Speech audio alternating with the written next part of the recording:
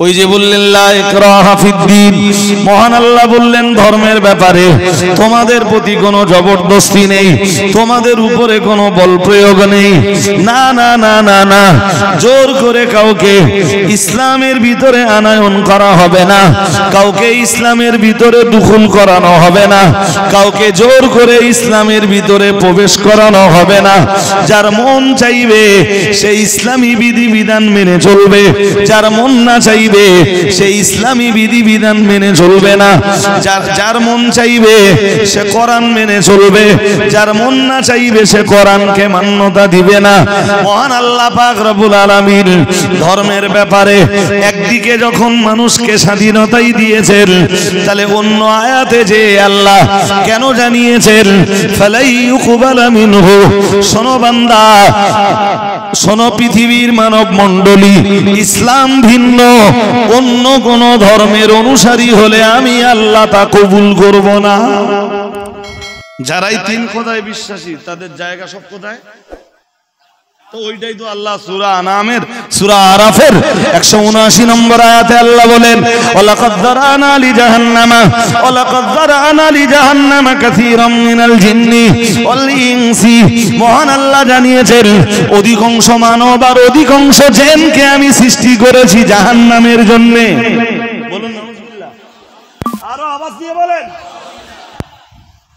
শুধু এখানে ঈসাইরা নয়, শুধু এখানে খ্রিস্টানরা নয়, যদি গভীরভাবে বুঝতে হয় আমি আগেই আয়াত পড়ে বুঝিয়েছিলাম। মহান আল্লাহ জানিয়েছেন ওমাইয়াবতাগি গায়রাল ইসলামে দীনা ফালা ইউকবালা মিনহু। মহান আল্লাহ জানিয়েছেন কেউ যদি ইসলাম ভিন্ন অন্য কোন ধর্মের অনুসারী হয়, তা আমি আল্লাহ পাক রব্বুল আলামিন ঘোষণা দিচ্ছি তার পক্ষ থেকে তার পালিত ধর্মকে কবুল করা হবে না, হবে না, হবে না।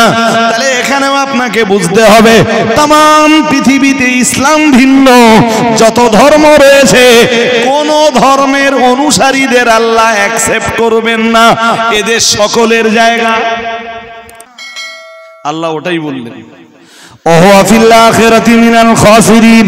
মহান আল্লাহ জানিয়েছেন ওমাইয়াবতাগি গায়রাল ইসলামে দীনা, কেউ যদি ইসলাম ভিন্ন অন্য কোন ধর্মকে অনুসন্ধান করে, অন্য কোন ধর্মের অনুসারী যদি হয়ে যায়, অন্য কোন ধর্ম যদি তার কাছে পছন্দনীয় হয়ে ওঠে, আল্লাহ পাক রব্বুল আলামিন বললেন না না না না না ফালা ইউকবালা মিনহু। আমি আল্লাহ পাক রব্বুল আলামিন আমার পক্ষ থেকে আমি ওর ধর্ম পালনে কোনো বাধা সৃষ্টি করব না। তবে এটা ওকে মনে রাখা দরকার ফালাই ইউকবালা মিনহু। মহান আল্লাহ জানিয়েছেন ফালাই ইউকবালা মিনহু ওহুয়া ফিল আখিরাতি মিনাল খাসিরিন। যেদিন রেজাল্ট পাবলিশড দিন, সেদিন আমি আল্লাহ ওর জন্য এক নম্বরও দিব না। আল্লাহ কোরআনে এই একটা আয়াতের বিপরীত মুখিয়া আর একটা আয়াত দিলেন কেন? এর জবাব নেন। এর খুব সহজ জবাব হলো, এর সহজ জবাব হলো মনে করুন মাধ্যমিক পরীক্ষা হচ্ছে, তো ফুলবাড়ি হাই মাদ্রাসা একটা সেন্টার, তো এলাকার বহু ছেলে মেয়ে মাধ্যমিক পরীক্ষা দিচ্ছে। পরীক্ষার হলে ইনভিজিলেটর যারা তারা থাকে, তারা পরিদর্শন করে কেউ অবৈধ উপায় অবলম্বন করছে কিনা, কেউ টুকে লিখছে কিনা, কেউ অন্যের খাতা নকল করছে কিনা। প্রশ্নপত্র হাতে পাওয়ার পরে পরীক্ষার হলে কোন ছাত্র, আমরা দেখি মাঝে মাঝে যে এক্সাম রুমে এমন ছেলে আছে, ধরুন একের দাগে 10টা প্রশ্ন আছে, 10টা প্রশ্নের উত্তর 10টার উত্তরই ভুল লিখেছে।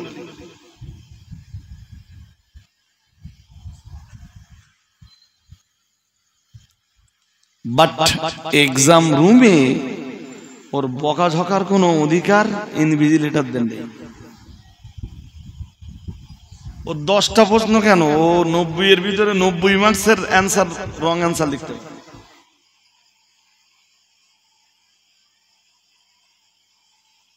কে ঠিক লিখলো আর কে ভুল লিখলো এইটা দেখার দায়িত্ব ইনভিজিলেটরদের নয়। ইনভিজিলেটরদের দায়িত্ব হলো সুষ্ঠুভাবে পরীক্ষাটা হচ্ছে কিনা, কে অ্যান্সার রাইট লিখেছে আর কে রং অ্যান্সার লিখেছে ওটা পরীক্ষা করার জন্য আছেন এক্সামিনার। যে 100-র ভিতরে 100 রাইট অ্যান্সার করেছে কি 90-এর ভিতরে 90 রাইট অ্যান্সার করেছে, পরীক্ষার খাতা বার হওয়ার পরে দেখা যাবে ও 90-এর ভিতরে 90 পেয়েছে। আর যে সবগুলো কোশ্চেনের অ্যান্সার রাইট লিখেছে, রং লিখেছে, ভুল লিখেছে, ও দেখা যাবে 90-এর ভিতরে বড় বড় দুটো রসগোল্লা।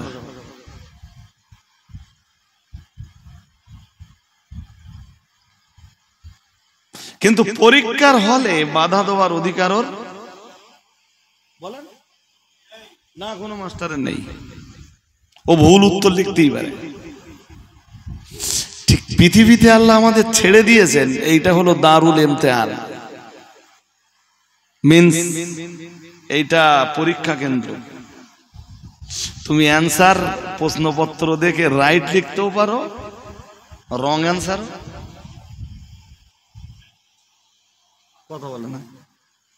আরে বাবা, এই ধরেন বছরের পর বছর যারা নামাজ পড়তেছে না, এরা তো রং অ্যান্সারের পার্টি।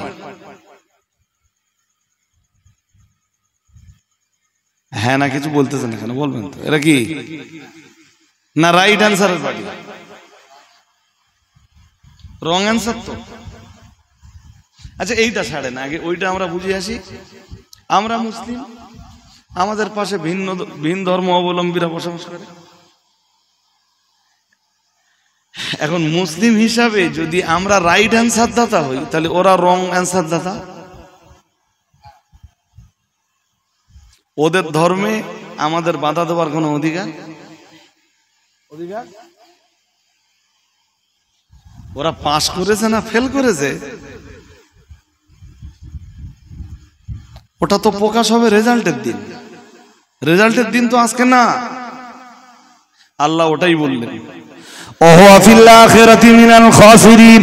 মহান আল্লাহ জানিয়েছেন, ওয়া ইয়াবতাগি গায়রাল ইসলামি দীনা, কেউ যদি ইসলাম ভিন্ন অন্য কোন ধর্মকে অনুসন্ধান করে, অন্য কোন ধর্মের অনুসারী যদি হয়ে যায়, অন্য কোন ধর্ম যদি তার কাছে পছন্দনীয় হয়ে ওঠে, আল্লাহ পাক রব্বুল আলামিন বললেন, না না না না না, ফালাই ইউকবালা মিনহু, আমি আল্লাহ পাক রব্বুল আলামিন আমার পক্ষ থেকে আমি ওর ধর্ম পালনে কোনো বাধা সৃষ্টি করব না। তবে এটা ওকে মনে রাখা দরকার, ফালাই ইউকবালা মিনহু, মহান আল্লাহ জানিয়েছেন, ফালাই ইউকবালা মিনহু ওয়া হুয়া ফিল আখিরাতি মিনাল খাসিরিন। যেদিন রেজাল্ট পাবলিশের দিন, সেদিন আমি আল্লাহ ওর জন্য 1 নম্বরও দিব না। নম্বর কেবল তারাই পাবে যারা শুধু ইসলাম ধর্মকে পৃথিবীতে পালন করেছে। আর একটু মন খুলে বলেন। কিন্তু ওরা এখন পৃথিবীতে পরীক্ষা দিচ্ছে, না আমি বাধা দেব, আর না তোমরা যারা ইসলাম ধর্মের অনুসারী আছো তোমরা ওদের বাধা দিতে পারো। তোমরাও বাধা দেবে না, আমি আল্লাহ ওদেরকে বাধা দেব না। রেজাল্টের দিন ওদের যেটা ফলাফল পাওয়ার, ওরা সে ফলাফলটা পেয়ে যাবে। আমি ফলাফলটা ওদের 16 আনার জায়গায় 18 আনা বুঝে দেব। বাট এই পরীক্ষা দিতে দিতে যে ছেলেটা একদম ফুলফিল রং অ্যান্সার লিখছিল, ও যদি বলে স্যার আমার 1 গ্লাস পানি দেবেন, যিনি দায়িত্বে আছেন ওনার কর্তব্য কি? কথা বলেন। ধরুন 4 ঘন্টার পরীক্ষা হচ্ছে, আর যখন সেন্টার পরীক্ষা হয় না, পানির পাত্রগুলো পৌঁছে দেওয়ার দায়িত্ব পর্যন্ত ইনভিজিলেটরদের। ওরা উঠে এসে পানি খাবে না, ইনভিজিলেটরদের দায়িত্ব ওদের কাছে পানি পৌঁছে দেবে। এখন একটা কচি উত্তর পুরো ভুল লিখতেছে, ও যদি বলে স্যার আমার 1 গ্লাস পানি, ইনভিজিলেটর কি বলবে যে তুই সব ভুল অ্যান্সার করতিস, তুই কোনো পানি পাবি না। যে কারণে ইনভিজিলেটরে পানি দেয়, ওই একই কারণে এরা এরা রং রিলিজিয়ানের অনুসারী হবার পরেও, জি, ইসলাম ভিন্ন অন্য ধর্মের অনুসারী হওয়ার পরেও আল্লাহ পৃথিবীতে এদের বাঁচবার জন্য রুজি রুটিও দেয়, আল্লাহ এদের পানিও দান করে।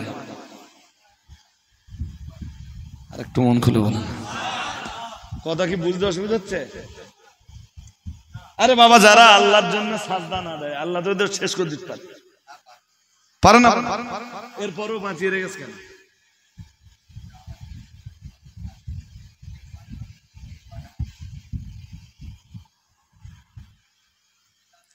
এইটাই আল্লাহ বলেন, অন্য আয়াতে আল্লাহ বলেন ফামান শাআ ফালিউমিন কুলিল হাক্কু মির রাব্বিকুম। আল্লাহ বলেন সূরা কাহফের ভিতরে, সূরা কাহফে আল্লাহ বলেন আল হাক্কু মির রাব্বিকুম, হক তোমার রবের পক্ষ থেকে এসেছে। সুবহানাল্লাহ। আর একটু মন খুলে বলুন, হক কার পক্ষ থেকে? তোমার রবের পক্ষ থেকে। ফামান শাআ ফালিউমিন, যার মন চাইবে সে ঈমান আনবে, ওমান শাআ ফালিয়াকফুর, যার মন না চাইবে সে আমার সাথে নাফরমানি করবে। এরপরেও তোমরা জবরদস্তি করতে পারবে না। যে কুফরি করবে আমি এরপরেও তাকে পানি দেব, এরপরেও আমি আল্লাহ তাকে অক্সিজেন দিয়ে বাঁচিয়ে রাখবো, এরপরেও আমি আল্লাহ তাকে রুজি রুটি দিয়ে, জি, তাকে, তার জন্য আমি যে নির্ধারিত সময়কাল বেঁধে দিয়েছি ওই নির্ধারিত সময়কাল পর্যন্ত পৃথিবীতে তাকে বাঁচিয়ে রাখবো। কিন্তু ফলাফল পাওয়ার দিন তার নসিবে যেটা জুটবার সেটা জুটবেই। ঠিক নামাজি বেনামাজি, ধার্মিক অধার্মিক, এদের অঙ্ক একই বলে, একদম সেম অঙ্ক। ও সুদ খাচ্ছে বলে আল্লাহ ওর টুকুর মেরে দেবে, এরম বিষয় না।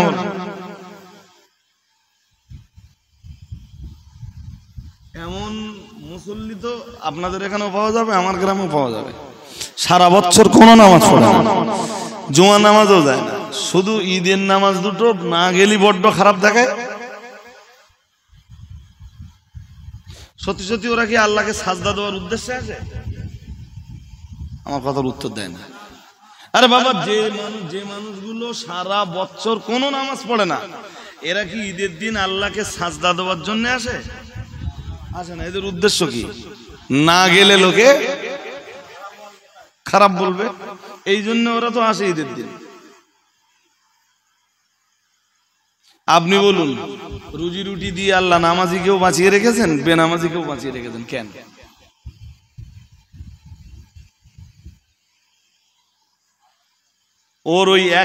ওর উত্তরও একই, যে নামাজ কালাম পড়তেছে তার ফলাফল একরকম, যার জিন্দেগির কোনো নামাজ কালাম নেই ওর ফলাফল আর এক রকম। কিন্তু ওরে তো পৃথিবীতে পাঠানোর সময় আমি একটা আজাল বেঁধে দিয়েছি। আজাল মানে কি জানেন? আজাল আরবি শব্দ।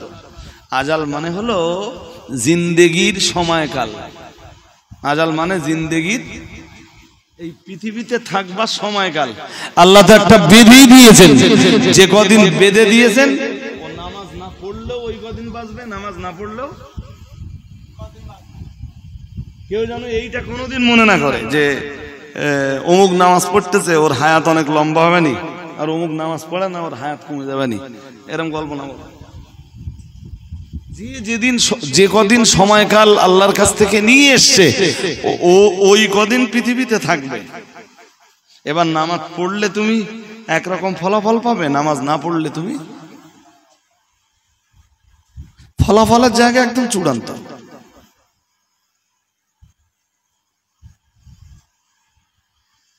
এবার যদি বলেন যে আমি তো 40 বছর পর্যন্ত পড়িনি, তাওবাতিল্লাহ করে এবার 40 বছর থেকে পড়তেছি, এর ফতোয়া কি আর জানেন?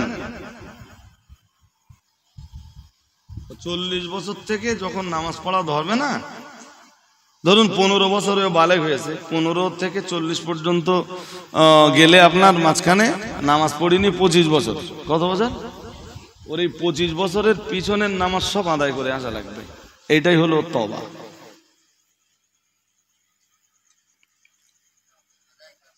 আমার কথা বুঝতে পারতেছেন না সবাই? পারতেছেন কি? কি না বাঁচতে গেল,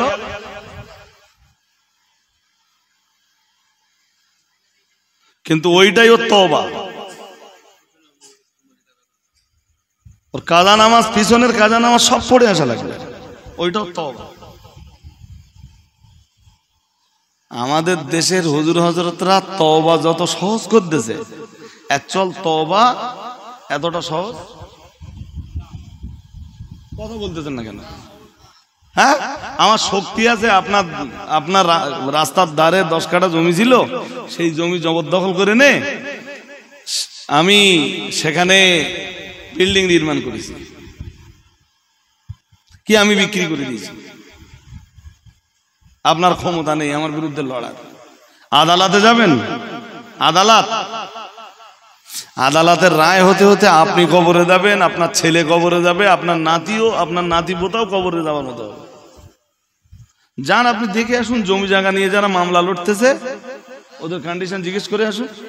বাবা লড়াই করতে করতে কবরে চলে গেছে, এখন ছেলে লড়াই করছিল, ছেলে লড়াই করতে করতে ছেলেও কবরে চলে গেছে, এই তৃতীয় পুরুষ পড়েছে, এখনো আদালতের রায় বেরোয়নি। এর নাম ভারতবর্ষের আদালত। আর যারা উকিল আছে ওরা কোনোদিন চায় না যে আদালতের রায় খুব তাড়াতাড়ি হয়ে যাক। ওদের নামটা কি? ঝুলিয়ে ঝুলিয়ে কি করা, ওরা কোনোদিন চাইবে। আপনি যান কোন আদালতে যাবেন, 5 জনে মিলে একটা লোকের মার্ডার করেছ তো, 5 জনের ফাঁসির রায় হতে হতে 4 জন কবরে। ফাঁসির যখন রায় হয়েছে তখন 1 জন বেঁচে আছে। এরই নাম ভারতবর্ষের আদালত। আপনি সৌদিতে যান, ডু নট ডিলে, কোনো ডিলে নেই। সেখানে মার্ডার করেছে, ওরে কাজীর সামনে একদিন শুধু পেশ করা হবে, আর ওর আগের থেকে বলে দেওয়া হবে যে তোমার যদি সাক্ষী টাক্ষী থাকে তাহলে তুমি সব ওই দিনই রেডি নিয়ে আসবা। সেকেন্ড কোন ডে ওদের জন্য নির্ধারণ হবে, ওখান থেকেই ফয়সালা হবে। এরপরেও আমি ভারতবর্ষের নাগরিক, ভারতবর্ষের আইন ব্যবস্থাকে আমি শ্রদ্ধা করি, নইলে নরেন্দ্র মোদীর দেশে এখন বসবাস করছি।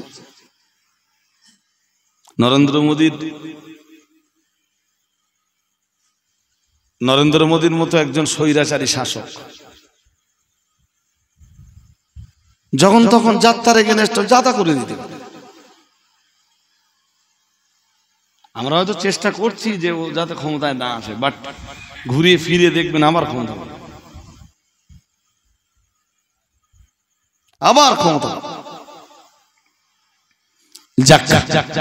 ছাড়ুন এসব কথা। আমি আপনাদেরকে যে কথা বলতে বলতে এত কথা বলে ফেলেছি। সূরা আরাফের 179 নম্বর আয়াত আল্লাহ বলেন, ওয়ালাকাদ যারানা লিজাহান্নামা কাসীরাম মিনাল জিন্নি ওয়াল ইনসি। মহান আল্লাহ জানিয়েছেন অধিকাংশ মানুষ আর অধিকাংশ জিনকে আমি সৃষ্টি করেছি জাহান্নামের জন্য। বলুন নাউজুবিল্লাহ। আর একটু জোর আওয়াজে বলেন নাউজুবিল্লাহ। এই যে আল্লাহ বললেন অধিকাংশ মানুষকে সৃষ্টি করেছি জাহান্নামের জন্য, এটা বললেন কেন? আপনি এখনো আজও পৃথিবীতে খোঁজ নেন, পৃথিবীর অধিকাংশ মানুষ আজও খ্রিস্ট ধর্ম অবলম্বন। কথা কি শুনছেন নাকি? শুনছেন? কোন ধর্ম? খ্রিস্ট ধর্ম অবলম্বন। খ্রিস্টানদের যা বিশ্বাস, খ্রিস্টানদের আকীদা হলো স্রষ্টা 3 জন, আল্লাহ, আল্লাহর ছেলে, আল্লাহর বউ। নাউজুবিল্লাহ বলেন। আর একটু জোর করে বলেন। চূড়ান্ত রূপে আল্লাহ এই কথাগুলোর প্রতিবাদ করেছেন কোরআনুল কারীমে। মহান আল্লাহ জানিয়েছেন মাত্তাখাযা সাহিবাতাও ওয়ালা ওয়ালাদা। মহান আল্লাহ জানিয়েছেন আল্লাহ পাক রব্বুল আলামিন কাউকে স্ত্রী রূপে পরিগ্রহণ করেননি, ওয়ালা ওয়ালাদা, আর আল্লাহর কোনো সন্তানও নাই। আর একটু মন খুলে বলেন। তাহলে খ্রিস্টানদের বিশ্বাস যেখানে 3 খোদা, মুসলমানদের বিশ্বাস সেখানে লাম ইয়ালিদ ওয়া লাম ইউলাদ। একজন শুধু না, কুল হু আল্লাহু, এটা মুসলমানদের আকীদা, এটা শুধু সূরা ইখলাস না। কোন মুসলিম যদি এই বিশ্বাসের জায়গা থেকে সরে যায় ওটা কাফের হয়ে যায়। সূরা ইখলাস শুধু কোনো সূরা না, ওই সূরাটাই আকীদা। এই জন্য তাফসীরবিদরা বলেছেন যে লোকটা সূরা ইখলাসের আমল করবে আল্লাহ তাকে ঈমানের মওত দান করবেন। আর একটু মন খুলে বলুন, সূরা ইখলাসের আমল মানে উঠতে বসতে চলতে ফিরতে যখন অবসর টাইম থাকে, ধরুন বিছানায় শুয়ে ঘুম লাগতেছে না, তা কোনো কাজ নেই, ঘুম যখন লাগতেছে না তা অন্য কোনো চিন্তা না করে সূরা ইখলাস পড়ি। দুপুরবেলা মাঠে যেয়ে প্রচন্ড রোদ, গাছের ছায়ায় বসে রয়েছেন, রৌদ্রে পার হওয়া যাচ্ছে না, লোকজন কাজ করতেছে, আপনি রৌদ্র নিতে পারছেন না, গাছের গোড়ায় বসে বসে বসে বসে সূরা ইখলাস পড়ুন। কুল হু আল্লাহু আহাদ আল্লাহুস সামাদ লাম ইয়ালিদ ওয়া লাম ইউলাদ ওয়া লাম ইয়াকুল লাহু কুফুয়ান আহাদ। এই দুনিয়াতে যারা উঠতে বসতে চলতে ফিরতে হট টাইম সূরা ইখলাসের আমল করে আল্লাহ ওদেরকে কুফরির মরণ থেকে রক্ষা করে এবং আল্লাহ ওদেরকে ঈমানের উপরে মওত দান করে। এই ছোট্ট আমলটা করা যায় কিনা একটু দেখবেন, দেখবেন কোনো কাজ নেই, এক জায়গায় বসে রয়েছেন তো একটা তসবিহ নেবেন, তসবিহ দানা নিয়ে দেখবেন 100 বার পড়া খুব সহজ, পড়া তো বেশি না। সূরা ইখলাস তো একটা ছোট্ট সূরা, কিন্তু লোড ওয়েট অনেক বেশি। সূরা ইখলাস নাযিল করে আল্লাহ পাক রব্বুল আলামিন আল্লাহ ভিন্ন অন্যদেরকে যারা পূজার্চনা করে মহান আল্লাহ পাক এই সূরাটা দিয়ে সকলের এগেনস্টে প্রতিবাদের আওয়াজ তুলেছেন। সুবহানাল্লাহ। আর একটু মন খুলে বলেন, যারা 3 খোদায় বিশ্বাসী ছিল ওদের বিরুদ্ধে আল্লাহ প্রতিবাদের আওয়াজ তুলেছেন। শুরুতেই বলেছেন কুল হু আল্লাহু আহাদ। আর একটু মন খুলে বলেন, কারো দেবতা যদি হয় 25 জন, বুঝতে হবে ওর বিরুদ্ধে প্রতিবাদের জন্য সূরা ইখলাসের প্রথম আয়াতটাই যথেষ্ট। হে রাসূল আপনি বলুন তিনি আল্লাহ এক, তিনি আল্লাহ এক, মানে যে 25টাই বিশ্বাসী তার বিরুদ্ধে প্রতিবাদ হচ্ছে, তাকে নাকচ করে দেওয়া হচ্ছে। যে 2 খোদায় বিশ্বাসী 3 খোদায় বিশ্বাসী, কেউ যদি বলে যে আমার দেবতা 1 কোটি, জানবেন ওরও প্রতিবাদের জন্য সূরা ইখলাসের ওইটুকু অংশ যথেষ্ট। কোনটুকু অংশ? কুল হু আল্লাহু আহাদ। তারপর পড়েন আল্লাহুস সামাদ। তারপর লাম ইয়ালিদ মানে কি? আল্লাহ বলেন তিনি কাউকে জন্ম দেননি। তিনি মিন্স আল্লাহ, আল্লাহ কাউকে জন্ম দেননি। আল্লাহর কোনো ছেলেও নেই মেয়েও নেই। সুবহানাল্লাহ। আর একটু মন খুলে বলুন, খ্রিস্টানরা কি বললো? বললো ঈসা আল্লাহর বেটা। ঈসা আল্লাহ। মুসলমানরা কি বললো? কথা বলেন মুসলমানরা কি বললো? মুসলমানরা বললো লাম ইয়ালিদ, আল্লাহর কোনো ছেলে নেই মেয়েও নেই, আল্লাহ তো কাউকে জন্ম দেননি। সুবহানাল্লাহ। ছেলে মেয়ে সব কিছু থেকে আমার আল্লাহ পবিত্র, এটা মুসলমানদের বিশ্বাস। খ্রিস্টানদের বিশ্বাস ঈসা আল্লাহর বেটা, ইহুদিদের বিশ্বাস ওজায়ের আল্লাহর বেটা, মুশরিকদের বিশ্বাস ফেরেশতারা আল্লাহর মেয়ে। নাউজুবিল্লাহ। আরেকটু জোরে আওয়াজে বলেন। অথচ পৃথিবীতে কি বলেছিলাম? খ্রিস্টান সবচেয়ে, মনে নেই ভুলে গেছেন, সবচেয়ে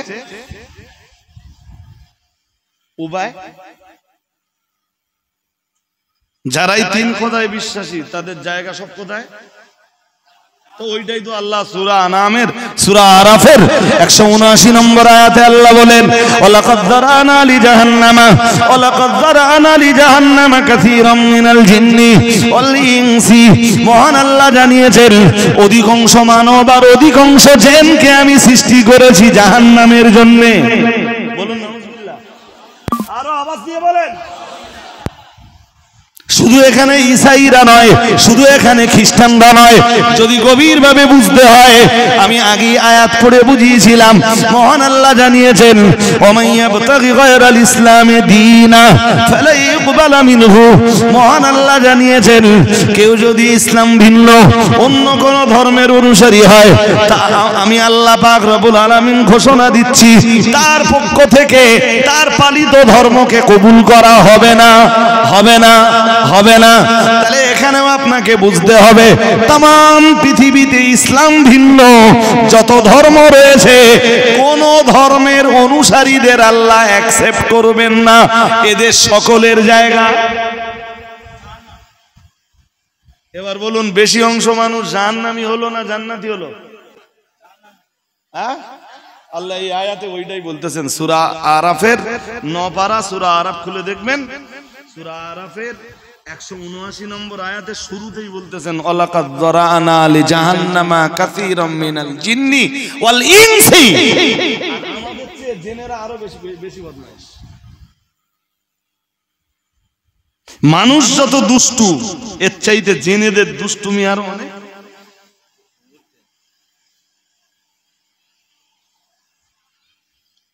এটা তো গেল ধর্মীয় ভিত্তিতে বিভাজন।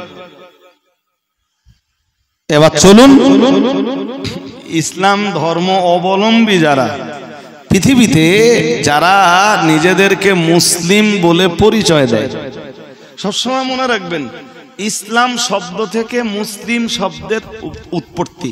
ঘুম পাচ্ছে না তো আর? তাই না? তো আমি পজ বেশিক্ষণ করবো না বলেছিলাম, করবো না, দেখবেন। তো এইটা অন্তত একটু বুঝে নেন কি বলেছি। ইসলাম শব্দ থেকে মুসলিম শব্দের উৎপত্তি। ইসলাম পালন করে যে তার নাম মুসলিম। বুঝতে পারেন কথা? এই আরবি তো আপনারা মানে শব্দগত যে তাত্ত্বিক ব্যাখ্যা, সেই ব্যাখ্যা দিলে তো আপনারা নিতে পারবেন না। ইসলাম মুসলিম শব্দটার উৎপত্তি হয়েছে ইসলাম থেকে। আর মুসলিম মানেই হলো ইসলাম পালন করে যে। ইসলাম, বাকি ইসলামের কি অর্থ আছে আমি অর্থে যাচ্ছি না, মুসলিম শব্দটার ব্যাখ্যা দিচ্ছি। ইসলাম পালন করে যে তার নাম। ছাত্রছাত্রীদের পড়ায় যে তাকে কি বলে? মাস্টার বলে। কি বলে? বেশ, মাস্টার বলে, স্যার বলে। আচ্ছা, এই কথাটার উত্তর দেন দিন যে কেউ আগে ছাত্রছাত্রী পড়ায় না আগে লোকে তাকে মাস্টার বলে? আমার কথা বুঝে উত্তর দেন। আমি মাস্টার কখন হব? ছাত্রছাত্রী পড়ানোর আগে না পরে? আপনি চাষি কখন হবেন? চাষ করার আগে না পরে? চাষ করার আগে।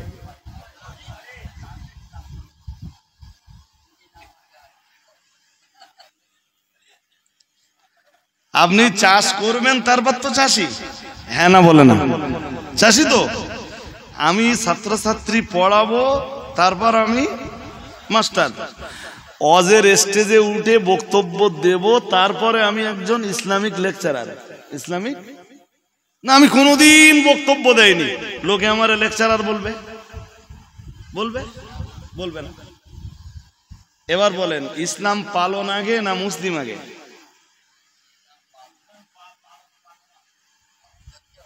এবার এই কথাটা বুঝতে পারতেছেন না। আগে চাষ করবেন না আগে চাষি হবেন?